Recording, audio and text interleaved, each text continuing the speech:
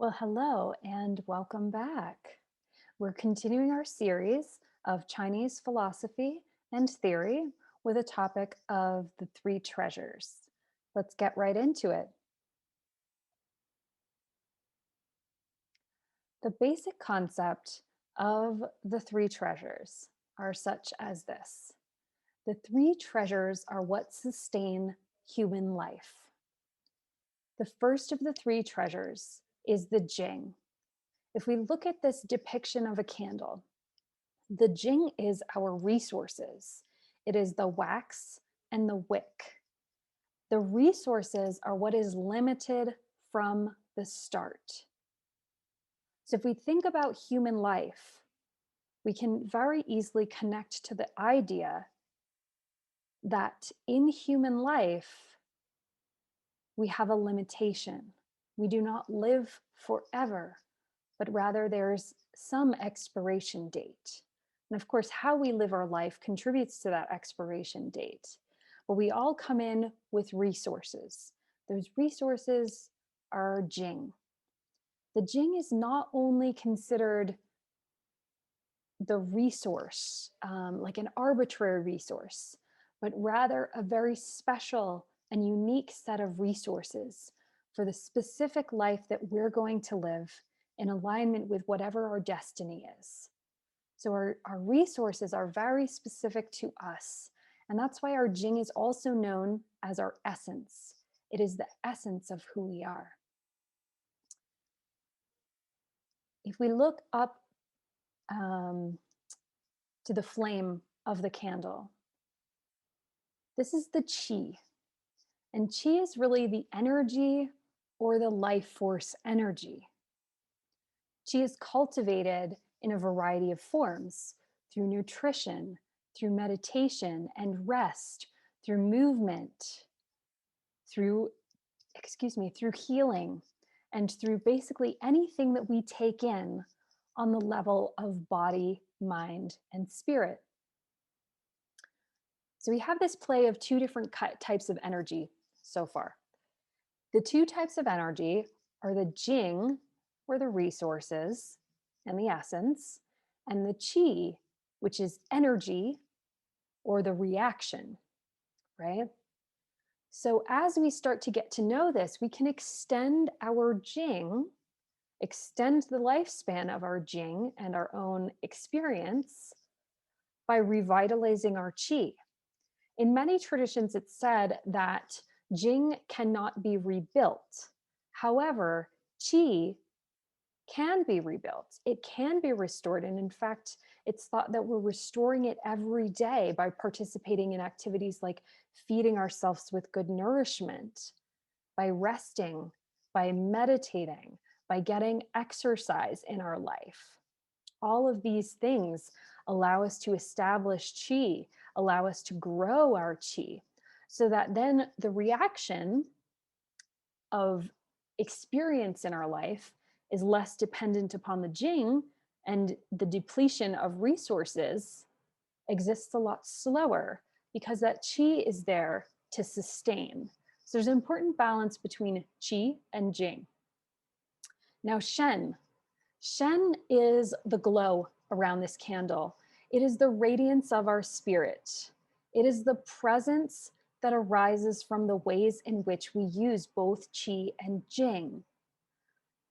So when our Jing is strong and we're revitalizing, restoring, and resourcing our Qi every day, our Shen, our radiant glow to the world, to ourselves, our radiant glow inward to ourselves as well as outward, is going to be brilliant. It's going to be bright. It's going to shine beautifully. But when we're using too much Jing, and signs of using too much Jing are really as follows. It's working too hard, too long, too fast, that we start to deplete our resources, ignoring our need for nourishment on all levels of body, mind, and spirit. That's how we feed our body, but it's also how we feed our mind, how we feed our soul, and how we feed our emotions. All of those components go into Qi, right? So if we are going too hard, too fast, too long, and we are not doing anything to cultivate energy and nourish ourselves, we're not only depleting Jing, but we're also depleting Qi. And as we start this process of depletion, it's really hard to establish a place where our spirit can shine, a place where we can feel aligned with the radiant glow of our destiny, with the radiant glow of our purpose, with the radiant glow of the consciousness of the universe, right? So you can start to see this. And I'm sure in your life, you've had a period of time where you've felt depletion, where you've felt a lower energy, where you've felt like there's nothing left in the tank. And of course, if that's the case, what can you do about it? Because continuing on in a state of depletion of Qi, in a state of depletion of Jing, is only going to deplete them further.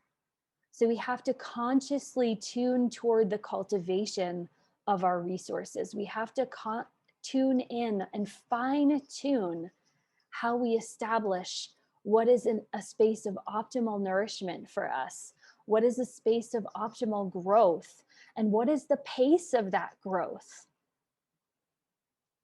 You know, sometimes people, in addition to this kind of hard and fast and nothing left in the tank, we sometimes have hard and fast that is for the purpose of growth. And the brand in which you're going to understand this is all about your own constitution. But this desire for growth, this constant need for forward movement is important, because if we don't have movement, we end up stagnant. And stagnation is certainly just as bad as moving too much, right? They both have attributes that tend toward negative, that tend to bring us out of harmony. What happens when we have too much growth is we're starting to see, this is what we want, this is what we want, this is what we want, this is our goal, it's starting to come true, starting. And we're in a process, and unfortunately, there's never enough. And when we get in this mindset, either in our life or in our business or some athletic goal that we're working on, some career goal that we're working on, something like that, if we stay in that space of never enough and always wanting more, we're still in a place where we're not regenerating. We're still in a place where we're not intentional. The other part that I just briefly touched on is stagnation. I want to touch further on stagnation, because stagnation is essentially doing nothing. And I realize I didn't bring that up yet in this concept of how we utilize Qi and Jing. If we do nothing, essentially we are simply wasting away. When we do nothing, there is no Shen. If there's no radiant glow, our resources are simply rotting away. They're simply reaching their expiration date. Think about a candle within your home that you haven't lit for a while. And, you know, not one that's sitting in a jar with a nice suction cap on it, but one that's just open. It's got dust on it, right? It's got it loses its color, especially if there's sunshine coming in on it, right? It's just losing the scent. There's no life to it. So we still end up depleting Jing and Qi, even if we aren't going too fast, too hard, or too strong. We deplete Jing and Qi the same thing if we are doing nothing, being nothing, experiencing nothing, having no purpose. So we have to find this pure balance of how to create momentum toward forward movement, toward our dreams and our goals, and living in alignment with our destiny, while also doing the things that allow the very present moment to be enriching, to be beautiful, to be perfect, to be their own expression of us living our destiny right now. You see? So if you kind of spend time with this idea of Qi and this idea of regeneration, what are some ways that you can physically nourish your body? What about the food that you eat? Is the food that you eat nourishing? And again, if the food is nourishing on some level at any given time, that's okay. It's all about balance, right? So, for example, I'm vegan and I'm also gluten free. So I don't have a lot of super exciting foods in my life, right? It's vegetables and I love vegetables. I don't have a particular sweet tooth. I do occasionally like a bit of chocolate. I do occasionally like something salty and crunchy. Okay. So I have those things that I like. I don't eat them every day. I stay in a place of healthy balance, right?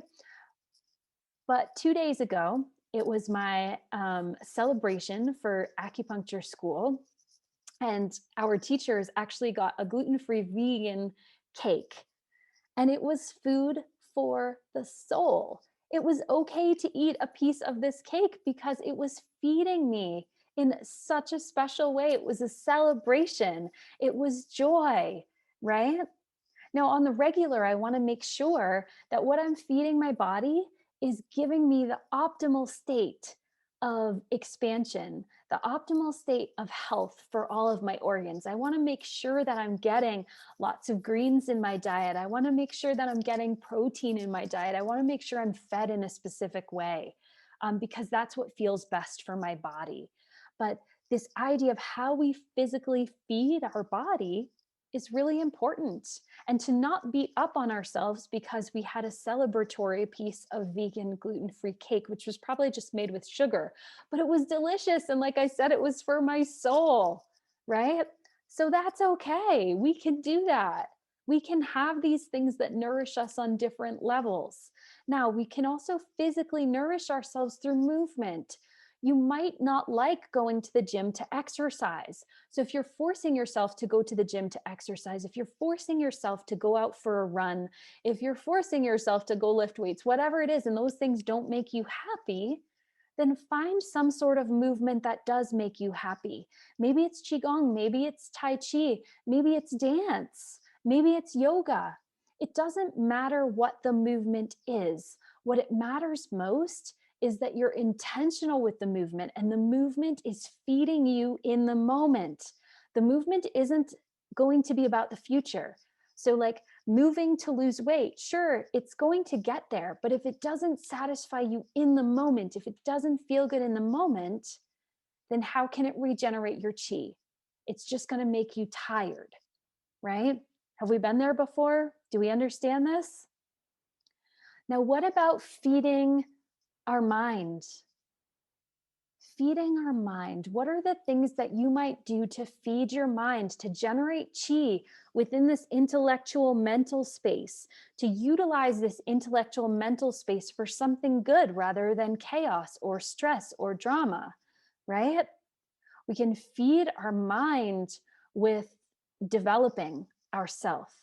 And that could be through reading. That could be through learning something new, learning a new language, learning a new instrument. Can be through expanding your vocabulary. It could be any form of intellectual conversation, right?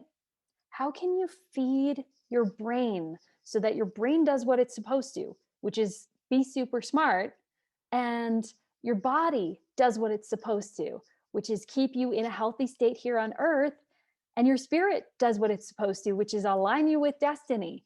When your brain gets in the way of destiny, we're in trouble, right?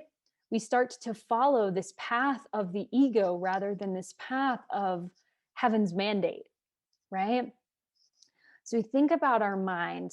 Meditation is a great one for the mind too. It's also good for the spirit. There's sometimes a link between, how we can develop best for our mind, our body, our spirit, and emotions. Meditation, quieting the brain down. Another one that's great, brain dumping, writing, getting things out of your head and onto paper, even if you're not creative, even if they're not for a creative purpose, there they are, right? Available and out of here, making this a clear vessel. What else for your spirit? What else is necessary for your spirit? Perhaps it's ritual. Perhaps it's connection to ancestors. Perhaps it's prayer. Um, Perhaps it's feeling worthy in yourself. There are so many ways in which we can develop spirit and cultivate that energy, right, within our spirit. What about our emotions? How we feed our emotions? With so many um, dualities, so much yin and yang, so to speak, in the world today, in politics today, in thinking about the environment. There are so many ways in which our emotions can get out of control. But how can we feed them for the good? What can we focus on? Can we focus on our relationship with others, our relationship with ourselves, our own balance, our own release, right?